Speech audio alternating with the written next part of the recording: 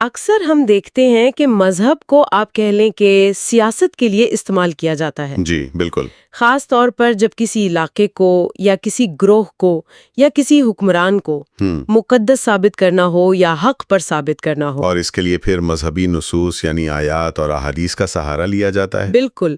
آج ہمارے سامنے جو مواد ہے وہ اسی کی ایک بہت ہی دلچسپ اور تاریخی مثال کا گہرائی سے تجزیہ کرتا ہے۔ جی، اور یہ مثال شام کے علاقے یعنی ارض شام سے متعلق ہے۔ بحث کا مرکز کچھ ایسی احادیث ہیں جن میں شام کی فضیلت بیان ہوئی ہے۔ اچھا۔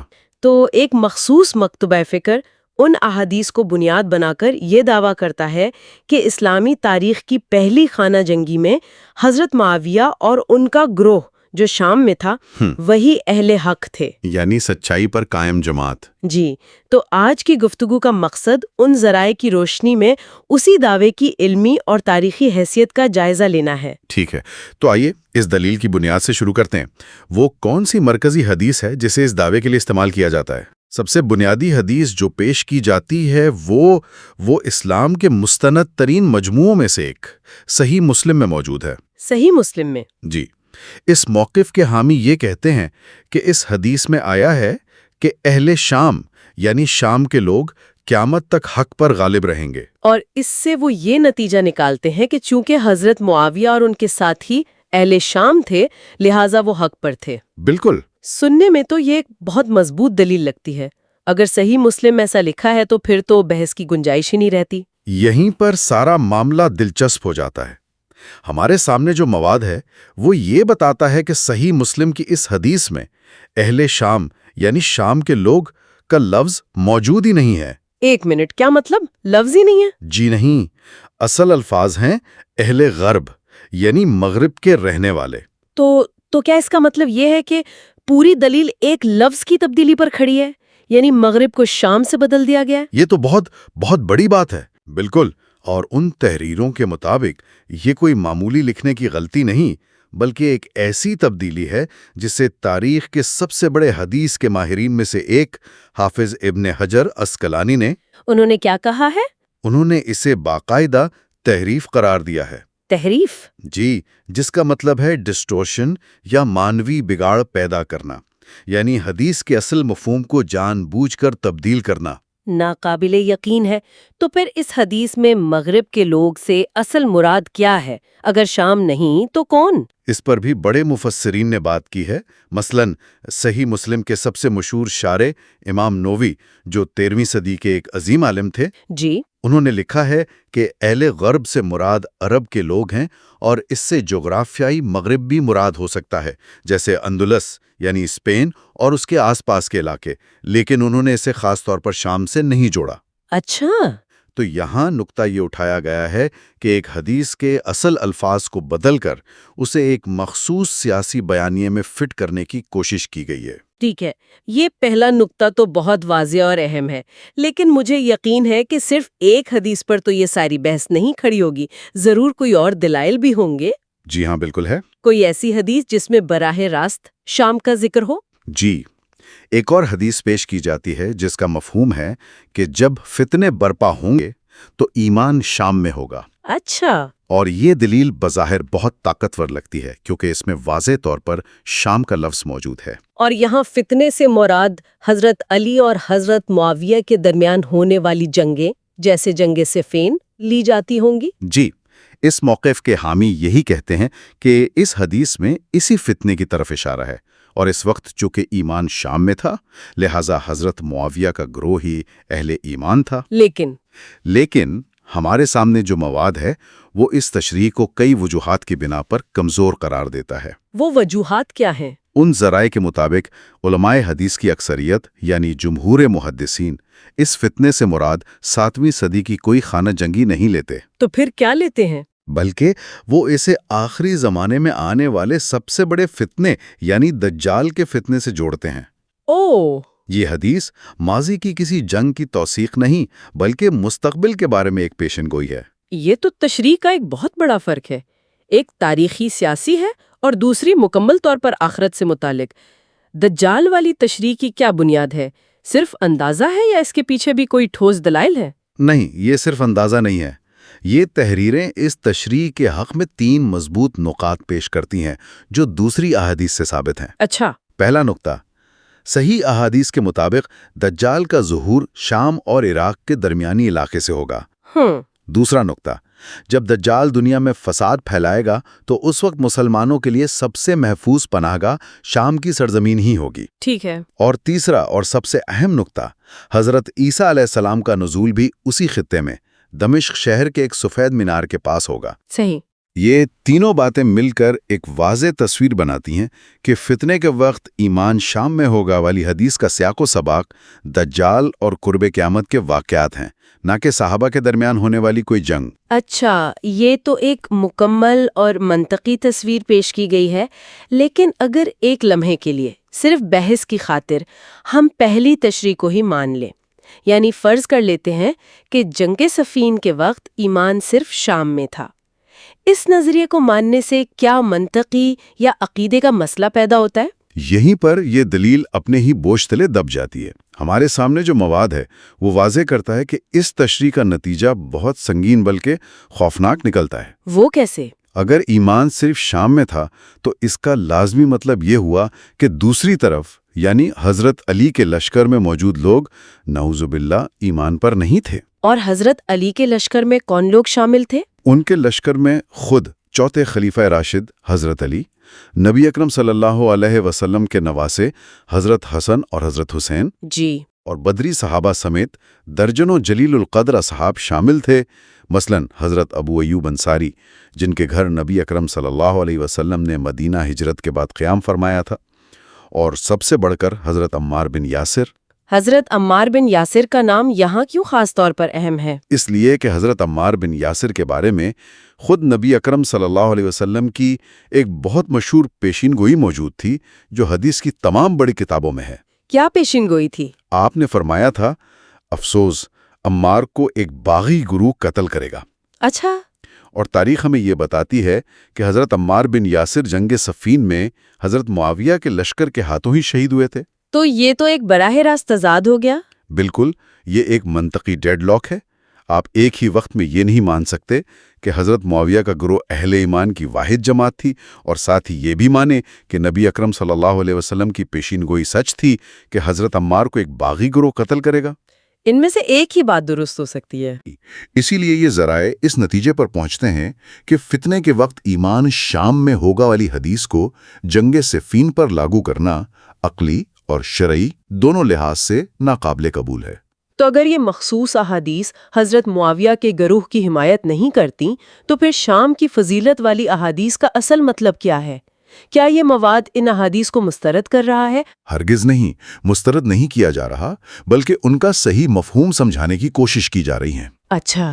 ان تحریروں کا مرکزی نقطہ یہ ہے کہ ان احادیث میں شام کی سرزمین اور وہاں رہنے والے نیک اور صالح لوگوں کی ایک عمومی فضیلت بیان کی گئی ہے۔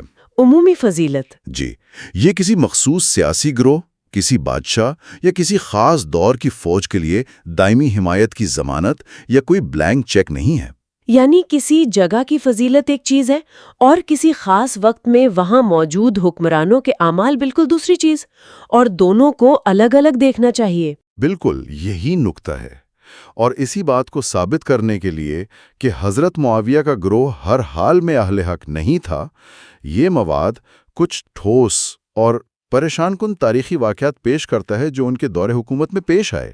ٹھیک ہے، تو اب ہم خالصتاً متنی تجزیے سے نکل کر تاریخی حقائق کی طرف آ رہے ہیں۔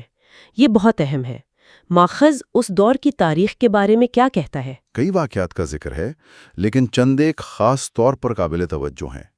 پہلا واقعہ حضرت معاویہ کے ایک گورنر بسر بن ارطات کے ہاتھوں پیش آیا۔ اسے یمن بھیجا گیا تاکہ وہاں حضرت علی کے حامیوں کا اثر و رسوخ ختم کیا جائے۔ وہاں اس نے عبید اللہ بن عباس، جو حضرت علی کے کزن اور گورنر تھے، کہ 2 معصوم بچوں کو ان کی ماں کے سامنے قتل کر دیا۔ 2 معصوم بچوں کا قتل صرف اس لیے کہ ان کے والد سیاسی مخالف تھے؟ یہ تو بربریت لگتی ہے۔ ہمارے سامنے جو مواد ہے وہ تاریخ کی مشہور کتابوں کا حوالہ دیتے ہوئے کہتا ہے کہ اس واقعے نے اس وقت کے معاشرے میں شدید خوف و ہراس پھیلا دیا تھا۔ یہ صرف ایک قتل نہیں تھا، بلکہ ایک پیغام تھا کہ مخالفت برداشت نہیں کی جائے گی، چاہے اس کی قیمت معصوم بچوں کی جان ہی کیوں نہ ہو۔ جی۔ یہ تو بہت ہولناک ہے۔ اس کے علاوہ اور کیا واقعات ہیں؟ دوسرا بڑا اور تاریخی طور پر بہت اہم واقعہ حضرت حجر بن عدی اور ان کے ساتھیوں کی شہادت کا ہے۔ یہ کون تھے اور ان کا قصور کیا تھا؟ حضرت حجر بن عدی ایک بہت نیک اور ریسپیکٹڈ صحابی تھے۔ ان کا قصور صرف 2 باتیں تھیں۔ ایک، وہ حضرت علی سے اپنی محبت کا برملا اظہار کرتے تھے، اور دوسرا وہ کوفہ کے گورنر کی پالیسیوں پر کھلے عام تنقید کرتے تھے۔ انہیں اور ان کے ساتھیوں کو گرفتار کر کے دمشق بھیجا گیا، جہاں انہیں قتل کرنے کا حکم دیا گیا۔ صرف تنقید کرنے پر؟ جی، یہ اسلامی تاریخ میں پہلا موقع تھا کہ کسی کو سیاسی اختلاف رائے کی بنیاد پر سزائے موت دی گئی۔ اس واقعے پر حضرت عائشہ سمیت بڑے بڑے صحابہ نے شدید غم و غصے کا اظہار کیا تھا۔ یعنی صرف محبت کا اظہار اور پالیسی پر تنقید اور سزا موت، یہ تو آزادی اظہار پر ایک بہت بڑا حملہ تھا۔ جی، اور ایک تیسرا معاملہ اس سے بھی زیادہ وسیع اور سنگین تھا۔ وہ تھا مسجدوں کے ممبروں سے جمعے کے خطبے میں حضرت علی پر سب و شتم یعنی گالیاں دینے کی سرکاری رسم۔ کیا یہ واقعی ایک سرکاری پالیسی تھی یا صرف کچھ گورنروں کا ذاتی فعل تھا؟ ان ذرائع کے مطابق یہ ایک باقاعدہ سرکاری پالیسی تھی جو حضرت معاویہ کے دور میں شروع ہوئی اور تقریباً 60 سال تک اموی خلافت کے دوران جاری رہی۔ 60 سال تک؟ جی، اس کا مقصد نئی نسل کے ذہنوں میں حضرت علی کے بارے میں منفی تاثر پیدا کرنا اور اپنی حکومت کی سیاسی ساخت کو مضبوط کرنا تھا۔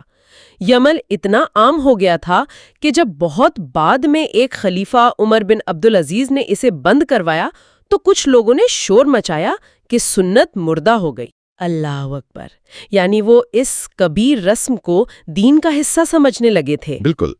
یہ سن کر عجیب لگتا ہے کہ عبادت کی جگہ یعنی ممبر کو سیاسی کردار کشی کے لیے استعمال کیا جائے۔ اس دور کے نظام انصاف کے بارے میں بھی کچھ ذکر ہے؟ ہاں، ایک اور گورنر زیاد بن ابیہ کا ذکر ہے جسے بصرہ اور کوفہ کا والی بنایا گیا تھا۔ اس کے بارے میں تاریخی روایات کہتی ہیں کہ اس نے شدید ظلم اور خوف کی فضا قائم کر رکھی تھی۔ معمولی شبہ پر لوگوں کو قتل کروا دینا یا ہاتھ کاٹ دینا عام تھا۔ اور ایک روایت کے مطابق وہ حضرت علی کی تعریف کرنے پر لوگوں کی زبان کٹوا دیتا تھا۔ ان تمام واقعات، خاص طور پر گورنروں کے مظالم پر، مرکز میں موجود خلیفہ یعنی حضرت معاویہ کا کیا رد عمل ہوتا تھا؟ کیا مظلوموں کی سنوائی ہوتی تھی؟ یہ ایک بہت اہم سوال ہے۔ ماخذ ایک تاریخی کتاب الامامہ والسیاست کا حوالہ دیتا ہے جس میں ایک واقعہ نقل کیا گیا ہے۔ کیا واقعہ ہے؟ جب بسل بن ارطاد کے ہاتھوں قتل ہونے والے بچوں کے قبیلے کے لوگ شکایت لے کر حضرت معاویہ کے پاس پہنچے تو انہوں نے اپنے گورنر سے کوئی باز پرس کرنے سے انکار کر دیا۔ جی، انہوں نے کہا کہ وہ بیت المال سے دیت یعنی خون بہا ادا کر دیں گے لیکن اپنے گورنروں کے خلاف کوئی کارروائی نہیں کریں گے۔ اسے انصاف فراہم کرنے میں ناکامی کی ایک مثال کے طور پر پیش کیا گیا ہے۔ تو آخر میں ہمارے سامنے 2 بالکل مختلف تصویریں آتی ہیں۔ جی، ایک طرف مذہبی نصوص کو ایک مخصوص انداز میں پیش کر کے ایک تاریخی سیاسی گروہ کو مکمل طور پر حق پر اور مقدس ثابت کرنے کی کوشش ہے۔ جی، اور دوسری طرف اسی مواد کا گہرائی سے تجزیہ ہے جو منطق، عقیدے کے اصولوں اور ٹھوس تاریخی حوالوں کی مدد سے ایک زیادہ پیچیدہ اور غیر جانبدارانہ تفہیم پیش کرتا ہے۔ جی ہاں، اور مرکزی نقطہ جس پر یہ تمام تحریریں بار بار زور دیتی ہیں وہ یہ ہے کہ کسی جگہ کی عمومی مذہبی فضیلت کو وہاں کے حکمرانوں کے مخصوص سیاسی اعمال سے الگ کر کے دیکھنا چاہیے۔ شام ایک مبارک سرزمین ہو سکتی ہے لیکن اس کا یہ مطلب نہیں کہ وہاں حکومت کرنے والا ہر شخص خود بخود نیک اور حق پر ہو گیا۔ انصاف اور ظلم کے پیمانے ہر شخص، ہر گروہ اور ہر علاقے کے لیے ایک جیسے ہوتے ہیں۔ اور قرآن کا اصول بھی تو یہی ہے۔ بالکل، جیسا کہ سورہ ہود میں واضح طور پر فرمایا گیا، اور ظالموں کی طرف مت جھکو ورنہ تمہیں بھی آگ چھو لے گی۔ یہ ایک آفاقی اصول ہے۔ جی، جو کسی خاص خطے یا گروہ کے لیے تبدیل نہیں ہوتا۔ اس ساری گفتگو سے یہ بات واضح ہوتی ہے کہ کس طرح مقدس متن کی تشریح کے ذریعے تاریخ کو بنایا یا بگاڑا جا سکتا ہے۔ جی، اور اس بحث سے ایک آخری سوچ یہ ابھرتی ہے کہ ہم پیشین گوئیوں کو کیسے استعمال کرتے ہیں۔ اکثر مستقبل کے بارے میں کی گئی پیشین گوئیوں کو ماضی کے واقعات پر لگا کر انہیں صحیح یا غلط ثابت کرنے کی کوشش کی جاتی ہے۔ اس سے ایک وسیع تر سوال جنم لیتا ہے، ہم کسی بھی پیشین گوئی کا دائرہ کار کیسے متعین کرتے ہیں؟ اسے کسی مخصوص تاریخی واقعے پر لاگو کرنا کب ایک علمی تشریح کہلاتا ہے اور کب یہ اپنے مطلب کے نتائج نکالنے کے لیے مانوی تحریف کا خطرہ بن جاتا ہے؟